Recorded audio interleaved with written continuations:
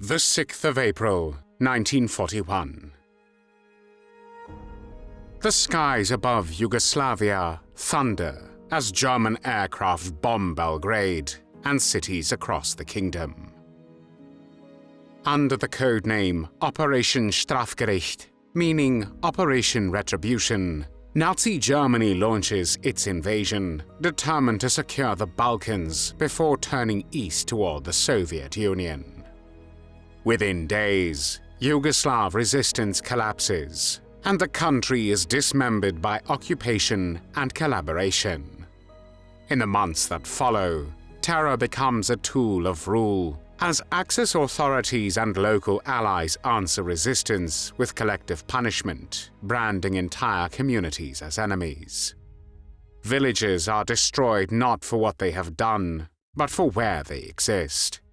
In southern Yugoslavia, in the region of Herzegovina, the Serbian village of Prebilovci struggles to survive amid growing violence. Its inhabitants, isolated and defenceless, include families, women, children, and the elderly. In the summer of 1941, persecution reaches the village itself when armed units of the Ustasha regime descend on Prebilovci, moving through the village house by house. Civilians are dragged from their homes, beaten and herded together as panic spreads. Women and children are torn from their families and driven toward nearby pits, where they are murdered. In the end, more than 820 civilians lie dead, and the village is effectively erased. However, this atrocity, which will become known as the Prebilovci massacre, will not remain unpunished, and the perpetrators will pay for their crimes with their own lives. The Second World War started on the 1st of September 1939, when Nazi Germany invaded Poland. When Germany's ally Italy failed to conquer Greece in the late autumn and winter of 1940 to 1941, Germany became increasingly concerned about securing its southeastern flank in the Balkans.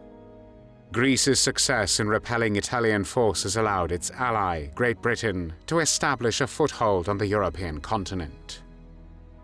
To conquer Greece and drive the British off the mainland, Nazi Germany sought to bring Yugoslavia and Bulgaria into the Axis alliance, which was the military coalition led by Germany, Italy, and Japan.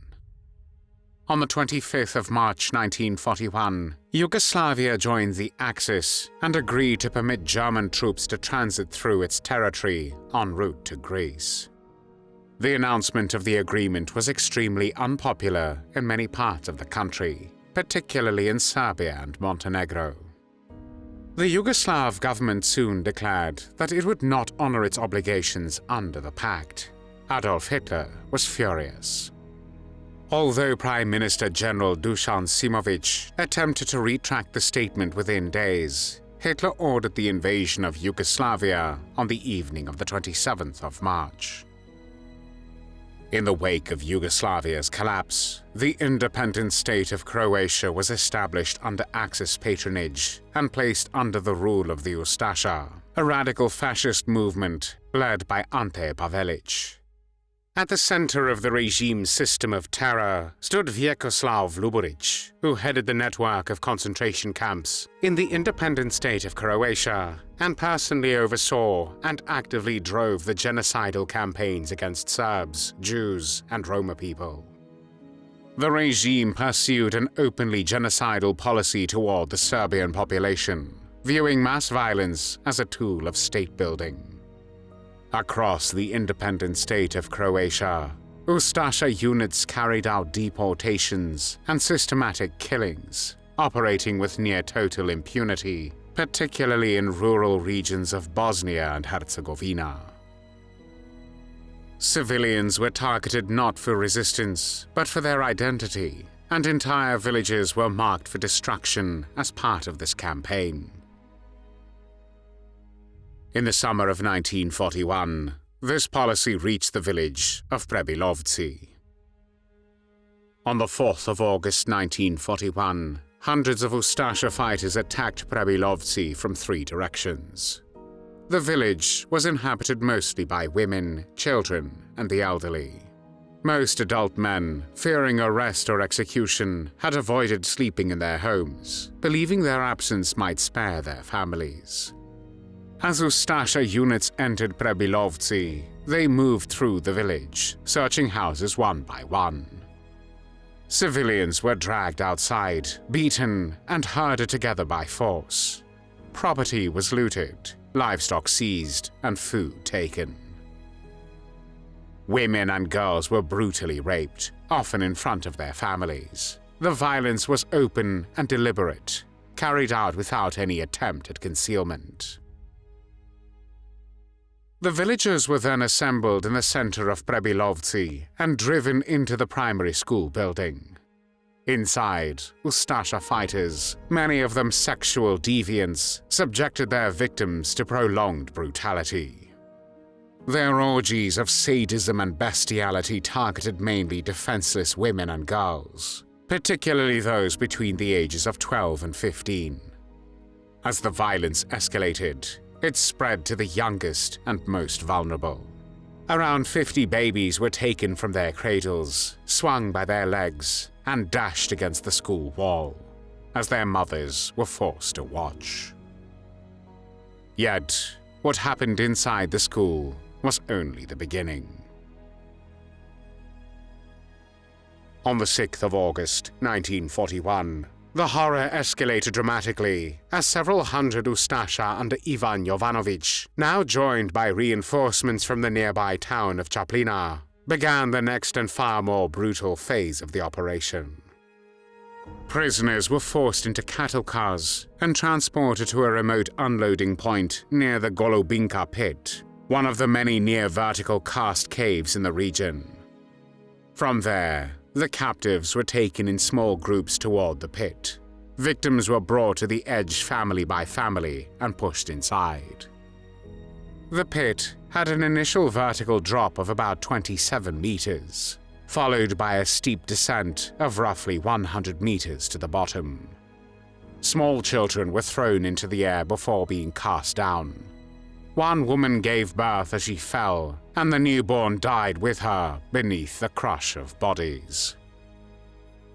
The scale of the killings was later described by Aloisi Misic, the Catholic bishop of the city of Mostar, in a letter dated the 7th of November, 1941.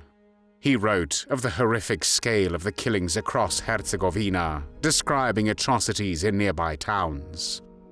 He stated, "People were captured like animals, slaughtered, and thrown alive into the abyss. Women, mothers with children, adult girls, and entire families were cast into the pits."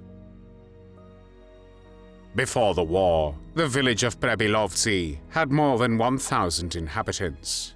More than 820 were killed by the Ustasha in the summer of 1941. Of those thrown into the pits, 45 survived the fall and later escaped to tell of the disaster. 300 children and infants were murdered that day alone. After the last victims were thrown inside, the Ustasha sat nearby drinking and celebrating. 1 month after the massacre, Ustasha authorities resettled between 60 and 70 Croatian families from the districts of Ljubuški and Chaplina into the emptied village. Prebilovci was renamed Novo Selo, meaning New Village. When Italian forces later occupied Herzegovina, the Ustasha garrison and settlers abandoned the village. News of what happened in Prebilovci soon reached Italian military authorities stationed in Herzegovina. Italian General Alessandro Luzzano compiled a detailed report and sent it to Benito Mussolini, the Italian dictator. In his letter, he described mass murder and systematic sexual violence carried out by Ustasha units, and also expressed horror at learning that a Roman Catholic priest had taken part in the crimes. The Second World War in Europe ended on the 8th of May, 1945, and the full extent of what had taken place in Prebilovci became known only after the war. In July 1946, investigators of a Yugoslav State War Crimes Commission recorded survivor testimonies that documented the massacre in detail.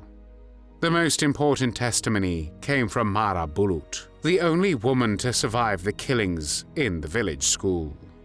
Her testimony and others described sexual violence carried out deliberately as a form of terror and humiliation. She testified that the Ustasha, many of them sexual deviants, forced a 22-year-old man, Maxim Bulut, to rape his cousin, which he refused, and as a result he was subjected to brutal torture by the Ustasha. On a different occasion, an Ustasha member, Nikola Mergen, first raped a teacher named Stana Arnaut, and then handed her over to her own students, who were forced under threat to gang rape her for a week. After the teacher went insane, she was murdered and buried in the schoolyard. During her testimony, Mara Bulut confirmed that the violence was systematically ritualized. The girls who resisted being raped were stripped naked and then executed. In the years after the war, justice did eventually catch up with some of the perpetrators. One of the main perpetrators, Ivan Jovanovic, fled after the war and in May 1945 joined Tito's Partisans. He later hid near the town of Subotica, but did not escape justice. He was arrested in 1956, and 2 years later, he was executed. 5 more participants were sentenced to death and executed as well. Vyacheslav Luburic, who personally oversaw and spearheaded the contemporaneous genocides of Serbs, Jews, and Roma people in the Independent State of Croatia, was murdered in his home in Spain in April 1969. The Golubinka pit, in which victims of the Prebilovci massacre lost their lives, remained sealed for decades. It was opened only in 1990, when Serbian Orthodox priests, led by Patriarch Pavle, descended into the pit and held a memorial service over the remains of the victims. From the depths, the remains of approximately 1,550 people were recovered. In 1991, on the 50th anniversary of the massacre, the remains of nearly 4,000 victims taken from the Golubinka pit and from 15 surrounding pits were laid to rest in the crypt of the Church of the Synaxis of Serbian Saints and Martyrs of Prebilovci. 1 year later, in June 1992, during the civil war that followed the breakup of Yugoslavia, the village of Prebilovci was burned. The destruction was carried out by units of the Army of the Republic of Croatia, who demolished the church and destroyed its crypt. It is estimated that during the Second World War, around 1.2 million people were killed in Yugoslavia, of whom approximately 581,000 were civilians. Thanks for watching the World History Channel. Be sure to like and subscribe, and click the bell notification icon so you don't miss our next episodes. We thank you, and we'll see you next time on the channel.